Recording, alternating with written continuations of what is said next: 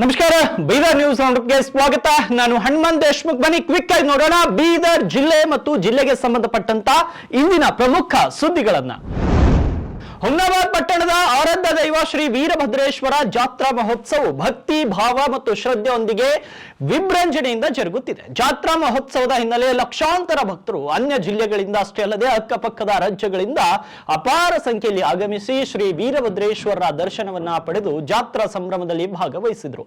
ಜಾತ್ರಾ ಮಹೋತ್ಸವದ ಅಂಗವಾಗಿ ಪಾಟೀಲ್ ಪರಿವಾರದಿಂದ ರೇವಣ ಸಿದ್ದಪ್ಪ ಪಾಟೀಲ್ ಅವರ ನೇತೃತ್ವದಲ್ಲಿ ಭಕ್ತರಿಗಾಗಿ ಭವ್ಯ ಪ್ರಸಾದ ವ್ಯವಸ್ಥೆಯನ್ನು ಕೂಡ ಏರ್ಪಡಿಸಲಾಗಿತ್ತು. ಸುಮಾರು 30 ಕ್ವಿಂಟಾಲ್ಗೂ ಅಧಿಕ ಅಕ್ಕಿಯನ್ನು ಬಳಸಿಕೊಂಡು ಮಹಾಪ್ರಸಾದವನ್ನ ತಯಾರಿಸಲಾಯಿತು.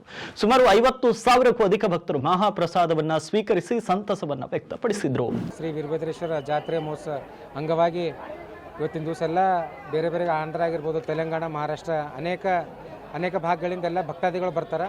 ಸೊ ಅದರ ಸಲುವಾಗಿ ಇವತ್ತಿನ ದಿವಸ 26 ಜನವರಿದಿಂದ ಪ್ರತಿ ವರ್ಷ ಇವತ್ತಿನ ದಿವಸ ಇದು ಅಗ್ಗಿ ಇರ್ತದೆ ಮತ್ತು ನಾಳೆ ಬೆಳಗ್ಗೆ 6 ಗಂಟೆಗೆ ಹಂಗೆ ತೇರು ಕೂಡ ಇರ್ತದೆ. ಸೊ ಎಲ್ಲ ಅನೇಕ ಜಿಲ್ಲೆಗಳಿಂದ ಅನೇಕ ಸ್ಟೇಟ್ಗಳಿಂದ ಏನಪ್ಪ ಅಂದರೆ ಇವತ್ತಿನ ದಿವಸ ಎಲ್ಲ ಭಕ್ತಾದಿಗಳು ಬರ್ತಾರೆ. ಬೆಳಗ್ಗೆ 6 ಗಂಟೆಲಿಂದ ಸ್ಟಾರ್ಟ್ ಆಗ್ತದೆ. ಯಾವಾಗ ದೇವ್ರ ಅಗ್ಗಿ ತುಳಿತಾರಲ್ಲ ಅವಾಗ್ಲಿಂದ ಯಾವಾಗ ಸಾಯಂಕಾಲ ಅಂದ್ರೆ ರಾತ್ರಿ ಅಂದ್ರೆ ನಸ್ಕಿನ ಜಾವ 6 ಗಂಟೆವರೆಗೆ ದೇವ್ರು ಯಾವಾಗಿಂತನ ತೇರು ಎಳಿತಾರಲ್ಲ ಅವಾಗಿಂತನೇ ಏನಪ್ಪ ಅಂದ್ರೆ ಜನ ಅಗ್ಗಿ ತುಳಿತಾನೆ ಇರ್ತಾರೆ. ಸೊ ಬಂದಂಥ ಎಲ್ಲ ಭಕ್ತಾದಿಗಳಿಗೆ ಅನ್ನ ದಾಸೋಹ ಮಾಡ್ತಾ ಇದ್ದೀವಿ. ನಮ್ಮ ಕುಟುಂಬ ವತಿಯಿಂದ ನಮ್ಮ ತಂದೆ ವೀರಣ್ಣ ಪಾಟೀಲ್ ಅವರಾಗಿರ್ಬೋದು, ಮತ್ತು ನಮ್ಮ ಸೋದರಾದ ಸನ್ಮಾನ್ಯ ಶ್ರೀ ರಾಜಶೇಖರ್ ಪಾಟೀಲ್ ಸಾಹೇಬರಾಗಿರ್ಬೋದು, ಭೀಮರಾವ್ ಪಾಟೀಲ್ ಅವರಾಗಿರ್ಬೋದು, ಡಾಕ್ಟರ್ ಚಂದ್ರಶೇಖರ್ ಪಾಟೀಲ್ ಅವರು, ಅಭಿಷೇಕ್ ಪಾಟೀಲ್ ಅವರು, ಒಟ್ಟಾರೆ ನಮ್ಮ ಕುಟುಂಬ ವತಿಯಿಂದ ಮತ್ತು ನಮ್ಮದು ಅನೇಕ ಜನ ಫ್ರೆಂಡ್ಸ್ ಕೂಡ ಇದ್ದಾರೆ. ಉತ್ತರ ಕರ್ನಾಟಕ ನ್ಯೂಸ್ ಚಾನೆಲ್ ನಮ್ಮ ಇವರು ಆದೇಶ್ ವಾಲಿ ಅವರು ಕೂಡ ಪ್ರತಿ ವರ್ಷ ನಾನು ಯಾವತ್ತಿಂದ ದಾಸೋಹ ಸ್ಟಾರ್ಟ್ ಮಾಡಿದ್ದೀನಿ. ಪ್ರತಿ ವರ್ಷ ಅವ್ರ ಕಡೆಯಿಂದ ಕೂಡ ನಮಗೆಲ್ಲ ಸಹಾಯ ಆಗ್ತದೆ. ಅನೇಕ ನಮ್ಮದೆಲ್ಲ ಫ್ರೆಂಡ್ಸ್ ಕಡೆಯಿಂದ ಮತ್ತು ನಮ್ಮದೆಲ್ಲ ರಿಲೇಟಿವ್ಸ್ ಕಡೆಯಿಂದ ಎಲ್ಲರೂ ಸಹಕಾರದಿಂದ ಇವತ್ತಿನ ದಿವಸ ಏನಪ್ಪ ಅಂದರೆ ಇದು ನಾವು ಒಂದು ಅನ್ನ ದಾಸೋಹ ಮಾಡ್ತಾ ಇದ್ದೀವಿ. ಪ್ರತಿ ವರ್ಷ ಇದು 2021ರಿಂದ ಸ್ಟಾರ್ಟ್ ಆಗಿದೆ. ಪ್ರತಿ ವರ್ಷ ಏನಪ್ಪ ಅಂದರೆ 25-30 ಕ್ವಿಂಟಲ್ ಅಂದರೆ ಇದು ನಾವು ಹಾಲುಬತ್ ಮಾಡ್ತೀವಿ. ಇದು ಸುಮಾರು 50-60 ಜನ ಪ್ರಸಾದ ತಗೊಂಡು. ಬೀದರ್ ಜಿಲ್ಲೆಯ 8 ತಾಲೂಕುಗಳಿಗೆ ಉತ್ತಮ ಸಂಪರ್ಕ ಕಲ್ಪಿಸುವ ನಿಟ್ಟಿನಲ್ಲಿ ಬಸವ ಪಥ ನಿರ್ಮಾಣಕ್ಕೆ ಯೋಜನೆ. ಬೀದರ್ ಜಿಲ್ಲೆಯ 8 ತಾಲೂಕುಗಳಿಗೆ ಉತ್ತಮ ಸಂಪರ್ಕ ಕಲ್ಪಿಸುವ ನಿಟ್ಟಿನಲ್ಲಿ ಬಸವ ಪಥ ನಿರ್ಮಾಣಕ್ಕೆ ಯೋಜನೆ ರೂಪಿಸಲಾಗುತ್ತಿದೆ ಅಂತ ಜಿಲ್ಲಾ ಉಸ್ತುವಾರಿ ಸಚಿವ ಈಶ್ವರ್ ಖಂಡ್ರೆ ಅವರು ತಿಳಿಸಿದ್ದಾರೆ. ಜಿಲ್ಲೆಯಲ್ಲಿ ಈಗಿರುವ ರಸ್ತೆ ಸಂಪರ್ಕವನ್ನ ಮತ್ತಷ್ಟು ಬಲಪಡಿಸಿ ರೈತರು, ಕಾರ್ಖಾನೆಯವರು, ಹಳ್ಳಿಗರಿಗೆ ಹೆಚ್ಚು ಅನುಕೂಲ ಕಲ್ಪಿಸಿಕೊಡಲು 250 ಕಿಲೋಮೀಟರ್ ಬಸವ ಪಥವನ್ನ 500 ಕೋಟಿ ವೆಚ್ಚದಲ್ಲಿ ಕೈಗೊಳ್ಳಲು ಸರ್ಕಾರದ ಮುಂದೆ ಪ್ರಸ್ತಾವನೆ ಇಡಲಾಗಿದೆ. ಬರುವ ಬಜೆಟ್ನಲ್ಲಿ ಇದಕ್ಕೆ ಸಮ್ಮತಿ ನೀಡಲು ಮುಖ್ಯಮಂತ್ರಿ ಅವರಿಗೆ ಕೋರಲಾಗಿದೆ ಎಂದರು. ಪ್ರತಿ ವರ್ಷ 50 ಅಥವಾ 100 ಕೋಟಿ ಹಣವನ್ನು ಸರ್ಕಾರದಿಂದ ಹಾಗೂ KKRDBಯಿಂದ ಅನುದಾನ ಪಡೆದು 5 ವರ್ಷಗಳಲ್ಲಿ ಈ ಯೋಜನೆಯನ್ನು ಪೂರ್ಣಗೊಳಿಸಲಾಗುವುದು ಅಂತ ತಿಳಿಸಿದ್ದಾರೆ. ಬಾಲ್ಕಿ, ಔರಾದ್, ಬಸವ ಕಲ್ಯಾಣ ಎಲ್ಲ ತಾಲೂಕುಗಳಿಗೆ ಸಂಪರ್ಕ ಮಾಡುವಂಥ ಒಂದು ಇವತ್ತು ರಿಂಗ್ ರಸ್ತೆ, ಇವತ್ತು ರಿಂಗ್ ರೋಡ್ ಮಾಡುವಂಥದ್ದಕ್ಕೆ ಇವತ್ತು ನಾವೆಲ್ಲರೂ ಒಂದು ಪ್ರಯತ್ನ ಮಾಡಿ ಒಂದು ವಿಸ್ತೃತ ಯೋಜನಾ ವರದಿ ತಯಾರು ಮಾಡ್ತಾ ಇದ್ದೇವೆ. ಮಾನ್ಯ ಮುಖ್ಯಮಂತ್ರಿಗಳಿಗೆ ಮನವಿ ಮಾಡಿ ಇವತ್ತು ಈ ರಿಂಗ್ ರಸ್ತೆ ಏನಿದೆ ಅದಕ್ಕೆ ಆಯವ್ಯಯದಲ್ಲಿ ಘೋಷಣೆ ಮಾಡಬೇಕು ಅಂತೇಳಿ ನಾನು ವಿನಂತಿ ಮಾಡುವನಿದ್ದೇನೆ. 250 ಕಿಲೋಮೀಟರ್ ಆಗುತ್ತೆ ನೋಡಿದರೆ ಅದು ಕನಿಷ್ಠ ಒಂದು 500 ಕೋಟಿ ರೂಪಾಯಿ ಆಗ್ಬೋದು ಅಂತ ನನಗೆ ಅನಿಸ್ತದೆ.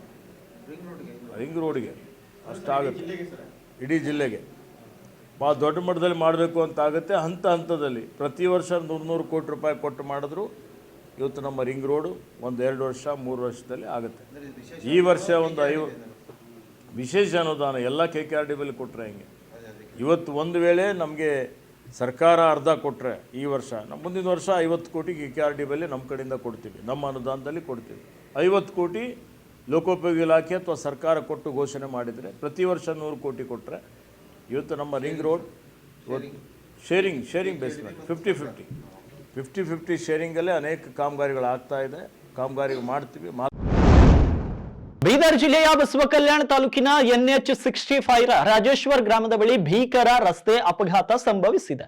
ಬಸವ ಕಲ್ಯಾಣದಿಂದ ಹುಮ್ನಾಬಾದ್ನ ವೀರಭದ್ರೇಶ್ವರ ಜಾತ್ರೆಗೆ ತೆರಳುತ್ತಿದ್ದ ವೇಳೆ ಇಂದು ಬೆಳಗ್ಗಿನ ಜಾವ 3 ಗಂಟೆಗೆ ಈ ದುರ್ಘಟನೆ ಸಂಭವಿಸಿದೆ. NH65 ಸರ್ವಿಸ್ ರೋಡ್ ಬಳಿ ನಿಂತಿದ್ದ ಲಾರಿಗೆ ಹಿಂಬದಿಯಿಂದ ಕಾರು ಗುದ್ದಿದ ಪರಿಣಾಮ ಕಾರು ನುಜ್ಜುಗುಜ್ಜಾಗಿ ಕಾರು ಚಾಲಕ ಸ್ಥಳದಲ್ಲಿಯೇ ಮೃತಪಟ್ಟಿದ್ದಾನೆ. ಮೃತ ದುರ್ದೈವಿ ವಿಶ್ವಜಿತ್ 30 ವರ್ಷದವರಾಗಿದ್ದು ಮೂಲತಃ ಬಸವ ಕಲ್ಯಾಣ ತಾಲೂಕಿನ ಚಿಕ್ಕನ ನಾಗವಾಡಿ ಗ್ರಾಮದವರಾಗಿದ್ದ ಯಾರೇನೋ ಬಸವ ಕಲ್ಯಾಣ ನಗರದಲ್ಲಿ ವಾಸಿಸುತ್ತಿದ್ರು ಅಂತ ತಿಳಿದು ಬಂದಿದೆ. ಮರಣೋತ್ತರ ಪರೀಕ್ಷೆಗಾಗಿ ಬಸವ ಕಲ್ಯಾಣ ಸಾರ್ವಜನಿಕ ಆಸ್ಪತ್ರೆಗೆ ಕರೆ ತಂದಿದ್ರು.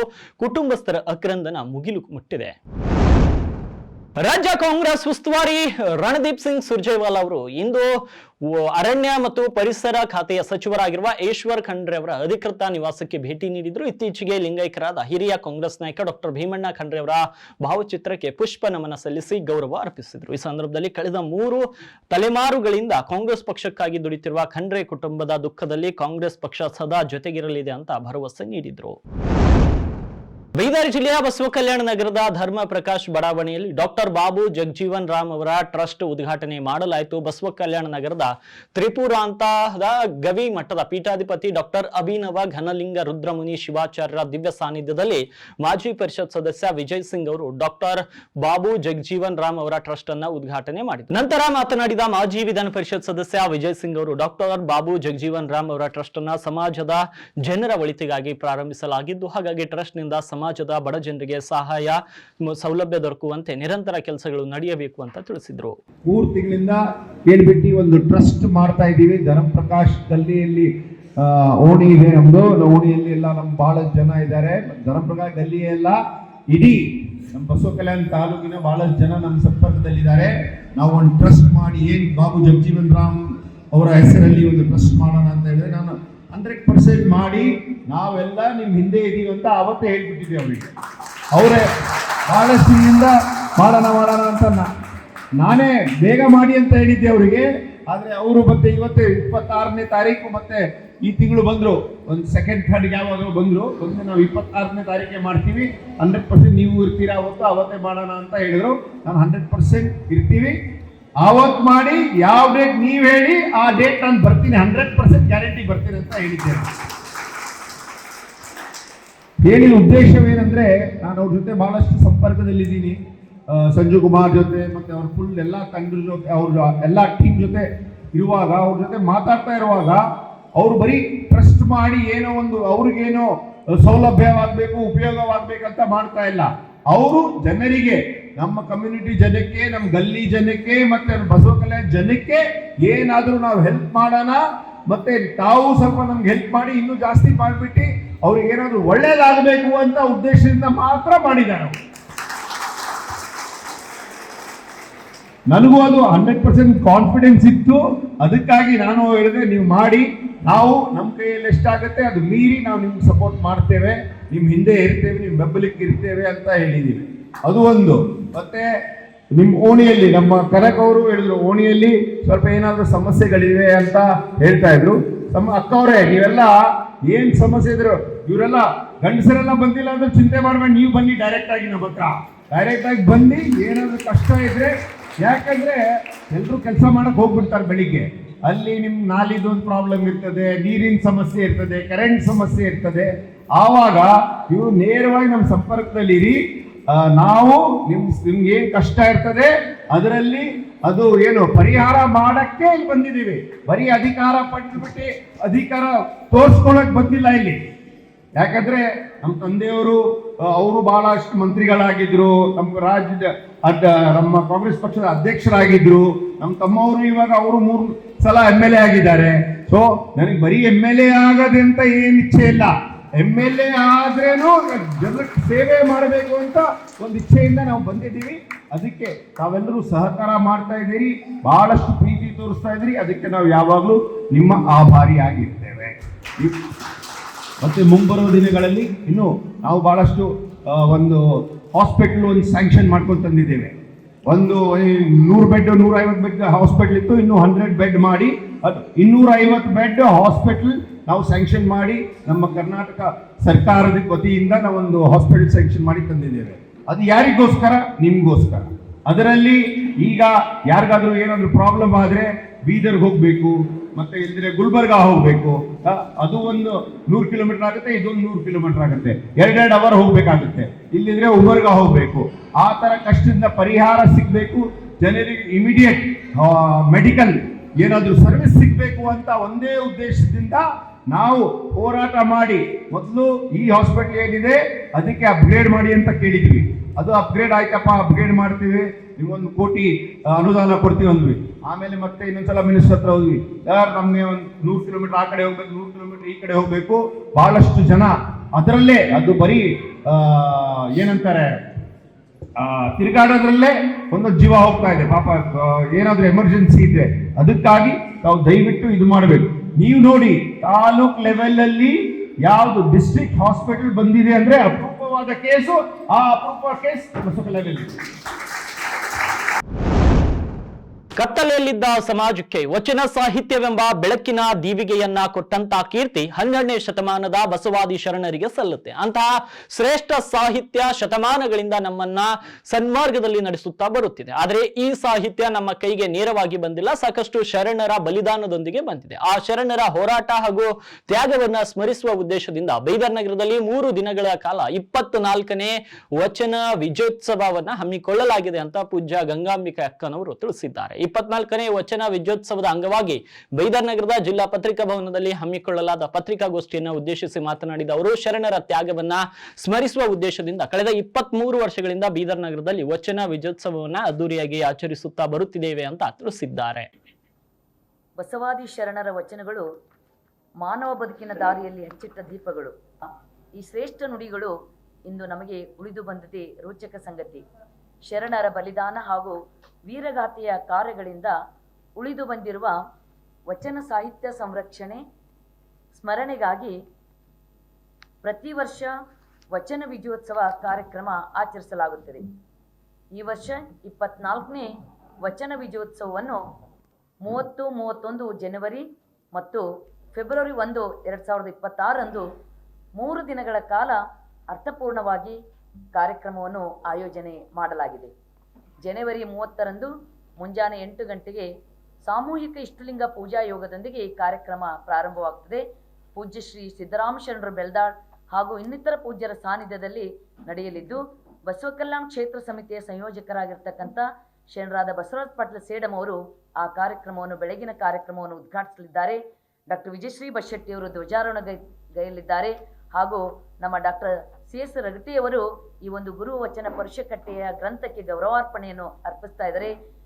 ವಾಣಿಜ್ಯ ತೆರಿಗೆ ಅಧಿಕಾರಿಗಳಾಗಿರ್ತಕ್ಕಂಥ ನಿವೃತ್ತ P. ರುದ್ರಪ್ಪ ಕುರ್ಕುಂದ ಅವರು ಅನುಭವವನ್ನು ನೀಡಲಿದ್ದಾರೆ. ಅದೇ ದಿನ 30 ತಾರೀಕಿನಂದು ಮುಂಜಾನೆ 11 ಗಂಟೆಗೆ ಕಾರ್ಯಕ್ರಮದ ಉದ್ಘಾಟನಾ ಸಮಾರಂಭ ಜರುಗಲಿದೆ. ಆ ಕಾರ್ಯಕ್ರಮದ ದಿವ್ಯ ಸಾನ್ನಿಧ್ಯವನ್ನು ಬಸವ ಕಲ್ಯಾಣ ಅನುಭವ ಮಂಟಪದ ಅಧ್ಯಕ್ಷರಾದ ನಾಡೋಜ ಪೂಜ್ಯ ಶ್ರೀ ಡಾಕ್ಟರ್ ಬಸವಲಿಂಗ ಪಟ್ಟದೇವರು ಹಾಗೂ ಹುಲಸೂರಿನ ಪೂಜ್ಯ ಶ್ರೀ ಡಾಕ್ಟರ್ ಶಿವಾನಂದ ಮಹಾಸ್ವಾಮಿಗಳವರ ದಿವ್ಯ ಸಾನ್ನಿಧ್ಯದಲ್ಲಿ ತೆಲಂಗಾಣ ರಾಜ್ಯದ ವಾರಂಗಲ್ದ ಪಾಲ್ಕುರಿಕೆ ಸೋಮನಾಥ ಕಲಾಪೀಠದ ಅಧ್ಯಕ್ಷರಾದ ಡಾಕ್ಟರ್ ರೂಪಾಲು ಸತ್ಯನಾರಾಯಣ ಅವರು ಆ ಕಾರ್ಯಕ್ರಮವನ್ನು ಉದ್ಘಾಟನೆ ಮಾಡ್ತಾ ಇದ್ದಾರೆ. ಆ ಕಾರ್ಯಕ್ರಮದ ಅಧ್ಯಕ್ಷತೆಯನ್ನು ಶರಣರಾದ ಅರಣ್ಯ ಪರಿಸರ ಮತ್ತು ಜೀವಿಶಾಸ್ತ್ರ ಹಾಗೂ ಬೀದರ್ ಜಿಲ್ಲಾ ಉಸ್ತುವಾರಿ ಸಚಿವರು ಹಾಗೂ ವಚನ ವಿಜಯೋತ್ಸವ ಸ್ವಾಗತ ಸಮಿತಿಯ ಅಧ್ಯಕ್ಷರಾಗಿರ್ತಕ್ಕಂಥ ಶ್ರೀಮಾನ್ ಈಶ್ವರ್ ಖಂಡ್ರೆ ಅವರು ಅಧ್ಯಕ್ಷತೆಯನ್ನು ವಹಿಸಿಕೊಳ್ಳಲಿದ್ದಾರೆ. ಯಾಕಂದ್ರೆ ಪ್ರತಿ ವರ್ಷ ಇದು 24ನೇದು, ಬಟ್ ಈ ವರ್ಷದ ವಿಶೇಷತೆ ಇದೆ. ಯಾಕಂದ್ರೆ ನಾನು ಸಾಲಾಗಿ ನೋಡ್ತಾ ಇದ್ದೀನಿ, ರಾಷ್ಟ್ರೀಯ ಬಸವದಳ ಇದೆ, ಬಸವ ಕೇಂದ್ರ ಇದೆ, ಬಸವ ಬಳಗ ಇದೆ, ಕನ್ನಡ ಸಾಹಿತ್ಯ ಪರಿಷತ್ ಇದೆ, ಬಸವ ಸೇವಾ ಪ್ರತಿಷ್ಠಾನದ ನೇತೃತ್ವದಲ್ಲಿ ಅವರ ಅಡಿಯಲ್ಲಿ ಎಲ್ಲಾ ಸಂಘಟನೆಗಳು ಸಂಯುಕ್ತವಾಗಿ ಬಂದು ಈ ಸಲ ಆಚರಣೆ ಮಾಡಲಿಕ್ಕೆ ಪ್ರೋತ್ಸಾಹ ನೀಡ್ತಾರೆ. ಅದಕ್ಕೆ ಅನೇಕ ವಿದ್ವಾಂಸರು ಬಂದು ಯಾವ ಧರ್ಮದಿಂದ ಈ ಜಗತ್ತಿಗೆ ಶಾಂತಿ ಸಿಗಲಿಕ್ಕೆ ಸಾಧ್ಯ ಇದೆ ಎಂಬಂತ ಸಂದೇಶವನ್ನು ಜನಸಾಮಾನ್ಯರಿಗೆ ಕೊಡ್ಲಿಕ್ಕೆ ಬರ್ತಾ ಇದ್ದಾರೆ. ಅದಕ್ಕೆ ಅನೇಕ ರಾಜ್ಯಗಳಿಂದ, ಕೇರಳ ಇರ್ಬೋದು, ಆಂಧ್ರ ಇರ್ಬೋದು, ತೆಲಂಗಾಣ, ಮಹಾರಾಷ್ಟ್ರ, ಎಲ್ಲ ರಾಜ್ಯಗಳಿಂದ ಕೂಡ ಜನ ಬರ್ತಾ ಇದ್ದಾರೆ. ಅದಕ್ಕೆ ವಿಶೇಷವಾಗಿ ನಾನು ಬೀದರ್ ಜಿಲ್ಲೆಯ ಸಮಸ್ತ ಜನತೆಗೆ ಈ ಒಂದು ಎಲ್ಲ ಸಂಘಟನೆ ಪರವಾಗಿ ಬಂದು ಲಕ್ಷೋಪಲಕ್ಷ ಜನ ಬಂದು ಈ ಒಂದು ಸುಸಂದರ್ಭದ ತಾವು ಉಪಯೋಗಿಸಿಕೊಳ್ಳಬೇಕು, ಬಸವಣ್ಣ ತತ್ವವನ್ನು ಅಳವಡಿಸಿಕೊಳ್ಳಬೇಕು. ಎಲ್ಲರ ಉದ್ದೇಶ ಒಂದೇ ಇದೆ, ಬಸವ ತತ್ವ ಪ್ರಚಾರ ಆಗಬೇಕು, ಬಸವ ತತ್ವ ಸ್ವತಂತ್ರ ಆಗಬೇಕು, ಇಡೀ ಜಗತ್ತಿಗೆ ಮುಟ್ಟಬೇಕು, ಜಗತ್ತಿನಲ್ಲಿ ಶಾಂತಿ ನೆಲೆಸಬೇಕು ಇಷ್ಟು ಹೇಳಿ ಅದು ಮಾತನಾಡೋದು. ಈ ವರ್ಷ ಕಳೆದ ವರ್ಷ ಆದಂತೆ ವಚನ ಉತ್ಸವ ಕಾರ್ಯಕ್ರಮ ದೊಡ್ಡ ಹಬ್ಬದಾಗಿ ಆಗ್ತಾ ಇದೆ. ಇದು ಕೆಲವೊಬ್ಬರೇ ಆಚರಣೆ ಹಬ್ಬವಲ್ಲ, ನಮ್ಮ ಯುವಕರಲ್ಲಿ ಒಂದು ಚಳುವಳಿ ಆಗುತ್ತೆ, ಒಂದು ಮೂವ್ಮೆಂಟ್ ಆಗುತ್ತೆ, ಸ್ವಲ್ಪ ಮೋಟಿವೇಶನ್ ಸಿಗುತ್ತೆ. ಅದರ ಸಲುವಾಗಿ ಎಲ್ಲ ನಮ್ಮ ಬೀದರ್ ಜಿಲ್ಲೆ ಹಾಗೂ ಇಡೀ ಕರ್ನಾಟಕ ಯುವಕರಲ್ಲಿ ಮನವಿ ಏನಂದ್ರೆ ಎಲ್ಲ ಹೆಚ್ಚಿನ ಯುವಕರು ಈ ಕಾರ್ಯಕ್ರಮ 3 ದಿನ ಕಾರ್ಯಕ್ರಮಕ್ಕೆ ಬನ್ನಿ ಭಾಗವಹಿಸಿ ಹಾಗೂ ಮುಂಬರುವ ದಿನಗಳಲ್ಲಿ ವಿಶ್ವ ಕಲ್ಯಾಣ ಯುವ ಪರಿಷತ್ತು ಹಾಗೂ ಪ್ರಾರಂಭ ಆಗ್ತಾ ಇದೆ, ಅದರಲ್ಲೂ ಸದಸ್ಯತ್ವವನ್ನು ಪಡೆದುಕೊಳ್ಳಿ ಅಂತ ಕೇಳಿಕೊಳ್ಳಿ. ದಿನನಿತ್ಯದ ಜೀವನದಲ್ಲಿ ಶುದ್ಧತೆಗೆ ಹೆಚ್ಚು ಮಹತ್ವ ಕೊಡಬೇಕಾಗಿದೆ ಅಂತ ಶ್ರೀ ಕ್ಷೇತ್ರ ಧರ್ಮಸ್ಥಳ ಗ್ರಾಮೀಣಾಭಿವೃದ್ಧಿ ಯೋಜನೆ ಜನಜಾಗೃತಿ ವೇದಿಕೆಯ ಜಿಲ್ಲಾ ಉಪಾಧ್ಯಕ್ಷ ಶಿವು ಲೋಖಂಡೆ ಅವರು ಹೇಳಿದ್ದಾರೆ. ಪಟ್ಟಣದ ಸದ್ಗುರು ವಿದ್ಯಾಲಯದಲ್ಲಿ ಶ್ರೀ ಕ್ಷೇತ್ರ ಧರ್ಮಸ್ಥಳ ಗ್ರಾಮೀಣಾಭಿವೃದ್ಧಿ ಯೋಜನೆ ಶುದ್ಧ ಗಂಗಾ ಹಾಗೂ ಕೆರೆ ಅಭಿವೃದ್ಧಿ ವಿಭಾಗದ ವತಿಯಿಂದ ಆಯೋಜಿಸಿದ ಶುದ್ಧ ಕುಡಿಯುವ ನೀರಿನ ಯೋಜನೆ ಕಾರ್ಯಕ್ರಮಕ್ಕೆ ಚಾಲನೆ ನೀಡಿ ಅವರು ಮಾತನಾಡಿದರು. ಧರ್ಮಸ್ಥಳದ ಧರ್ಮಾಧಿಕಾರಿಗಳು ಗ್ರಾಮೀಣಾಭಿವೃದ್ಧಿ ಯೋಜನೆಯ ಮೂಲಕ ಸಮಾಜೋಪಾದಿ ಕಾರ್ಯಗಳು ಮಾಡುತ್ತಿರುವುದು ಮೆಚ್ಚುವಂತದ್ದಾಗಿದೆ ಅಂತ ತಿಳಿಸಿದ್ರು. ಅಜ್ಞಾನದ ಕೇಡು ನೋಡಯ್ಯ, ಜ್ಯೋತಿಯ ಬಲದಿಂದ ಸಂಬಂಧದ ಕೇಡು ನೋಡಯ್ಯ, ಪರುಷದ ಬಲದಿಂದ ಅವಲೋಹದ ಕೇಡು ನೋಡಯ್ಯ, ಸತ್ಯದ ಬಲದಿಂದ ಅಸತ್ಯದ ಕೇಡು ನೋಡಯ್ಯ, ಸಂಗನ ಶರಣರ ಅನುಭಾವದಿಂದ ಎನ್ನ ಮನದ ಕೇಡು ನೋಡಯ್ಯ, ಸಂಗನ ಶರಣರ ಅನುಭಾವದಿಂದ ಎನ್ನ ಮನದ ಕೇಡು ನೋಡಯ್ಯ, ಜ್ಞಾನದ ಬಲದಿಂದ.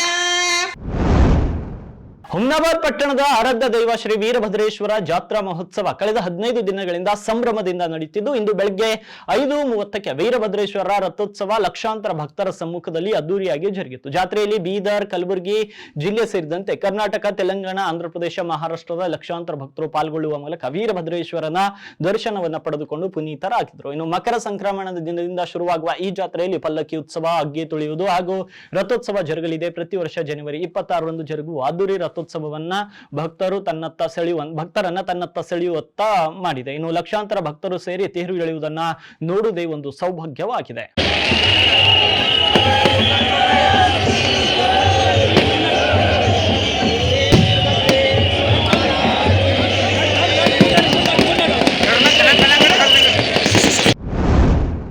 ದೇಶದಾದ್ಯಂತ ಬ್ಯಾಂಕ್ ನೌಕರರು ಮುಷ್ಕರಕ್ಕೆ ಇಳಿದಿರುವ ಹಿನ್ನೆಲೆ ಬೀದರ್ ನಗರದಲ್ಲಿ ಕೂಡ ಬ್ಯಾಂಕ್ ನೌಕರರು ಪ್ರತಿಭಟನೆ ನಡೆಸಿದ್ದಾರೆ. ಬ್ಯಾಂಕ್ ಸಂಘಗಳ ಒಕ್ಕೂಟ ವೇದಿಕೆಯ ನೇತೃತ್ವದಲ್ಲಿ ನಡೆದ ಈ ಪ್ರತಿಭಟನೆ ಬೀದರ್ ನಗರದ SBI ಬ್ಯಾಂಕ್ ಮುಂಭಾಗದಲ್ಲಿ ಜರುಗಿತು. ಪ್ರತಿಭಟನಾಕಾರರು ಕೇಂದ್ರ ಸರ್ಕಾರದ ವಿರುದ್ಧ ಧಿಕ್ಕಾರವನ್ನು ಕೂಗಿ ಆಕ್ರೋಶ ವ್ಯಕ್ತಪಡಿಸಿದ್ರು. ಈ ವೇಳೆ ಮಾತನಾಡಿದ ಬ್ಯಾಂಕ್ ನೌಕರರ ಸಂಘದ ಜಿಲ್ಲಾಧ್ಯಕ್ಷ ರಮೇಶ್ ಶಿಂದೆ, ಬ್ಯಾಂಕ್ ನೌಕರರಿಗೆ 5 ದಿನಗಳ ಕಾಲ ಬ್ಯಾಂಕಿಂಗ್ ವ್ಯವಸ್ಥೆ ಜಾರಿಗೊಳಿಸಬೇಕು ಎಂಬುದು ನಮ್ಮ ಪ್ರಮುಖ ಬೇಡಿಕೆಯಾಗಿದೆ ಅಂತ ತಿಳಿಸಿದ್ರು.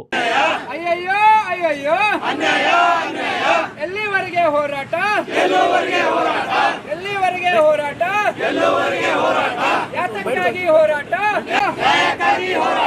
ಬೇಕೇ ಬೇಕು, ಬೇಕೇ ಬೇಕು. Introduction of Fridays banking we demand. Introduction of Fridays banking we demand. Government clearance we demand. Introduction of Fridays banking we demand. Introduction of Fridays banking we demand. UFPU Zindabad. UFPU Zindabad. Zindabad. Applause Afsar Unity Zindabad. Introduction of Fridays banking we demand. Introduction of Fridays banking we demand. Government clearance we demand. Government clearance we demand. UFPU Zindabad. ಎಲ್ಲಿವರೆಗೆ ಹೋರಾಟ? ಏತಕ್ಕಾಗಿ ಹೋರಾಟ? ಎಲ್ಲಿವರೆಗೆ ಹೋರಾಟ? ಏತಕ್ಕಾಗಿ ಹೋರಾಟ? Bank employees unity ಜಿಂದಾಬಾದ್. UFPU ಜಿಂದಾಬಾದ್. ಬೇಕೇ ಬೇಕು, ಬೇಕೇ ಬೇಕು. We demand Friday banking. We demand we demand. Fridays banking we demand. Our demand, just and right. Just and right. Just and right. Our demand, just and right. Just and right. Our demand, just and right. Just and right.